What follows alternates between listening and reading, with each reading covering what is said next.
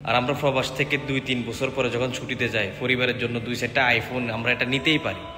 এটা আমাদেরকে সহজ করে দেওয়া হোক।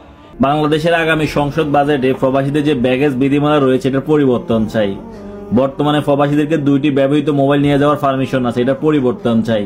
মিনিমাম 4টা মোবাইল, 2টা নতুন মোবাইল ও 2টা ব্যবহৃত মোবাইল নেওয়ার পারমিশন চাই। বাংলাদেশের প্রবাসী নাগরিকরা দীর্ঘদিন ধরে দেশে ফেরার সময় মোবাইল ফোন বহনের সীমাবদ্ধতায় ভোগান্তির শিকার হয়ে আসছেন। বর্তমানে প্রচলিত আইনে একজন প্রবাসী সর্বোচ্চ 2টি মোবাইল ফোন সঙ্গে আনতে পারবেন। এর চেয়ে বেশি আনলে অবশ্যই তাকে শুল্ক দিতে হবে। এই আইনটি আওয়ামী লীগ সরকারের শাসনামলে প্রণীত হয়। তবে বর্তমান অন্তর্বর্তীকালীন সরকারের অধীনেও এই নিয়মের কোনো পরিবর্তন আনা হয়নি, যা প্রবাসীদের মাঝে ক্ষোভ ও হতাশার জন্ম দিয়েছে। এই প্রবাসে এত কঠোর পরিশ্রম করার পরও এবং অর্থনীতিতে এত অবদান রাখার পরও বাংলাদেশে যাওয়ার সময় 2টা মোবাইলের বেশি নিয়ে যেতে পারবে না, এটা প্রবাসীদের জন্য এক ধরনের অবমাননাকর এবং অবশ্যই বেইজ্জতির শামিল।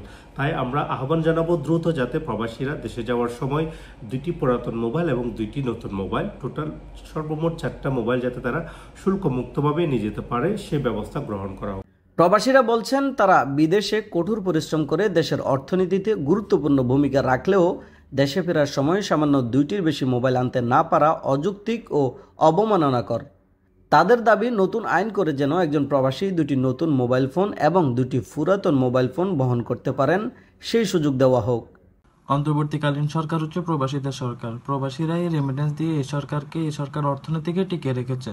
তাই আমাদের সাধারণ প্রবাসীদের এই দাবিটি সরাসরি অন্তর্বর্তীকালীন সরকারের প্রতি। এই দাবিটি তারা সরাসরি অন্তর্বর্তীকালীন সরকারের নিকট তুলে ধরেছেন এবং দ্রুত এই বিষয়ে ইতিবাচক সিদ্ধান্ত চাচ্ছেন। তীব্র নিন্দা এবং প্রতিবাদ জানাই। সকল প্রবাসী মিলে ঐক্যবদ্ধ হয়ে বাংলাদেশে মিডিয়া আছে এটা শাটডাউন দেওয়া হবে।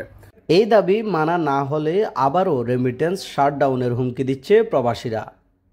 অন্তর্বর্তীকালীন সরকারের প্রবাসী কল্যাণ মন্ত্রণালয় ও জাতীয় রাজস্ব বোর্ড NBR এই বিষয়ে কী পদক্ষেপ নেয় তা এখন দেখার বিষয়। তহিদুল ইসলাম সোহাগ, আরব বাংলা নিউজ, সংযুক্ত আরব আমিরাত।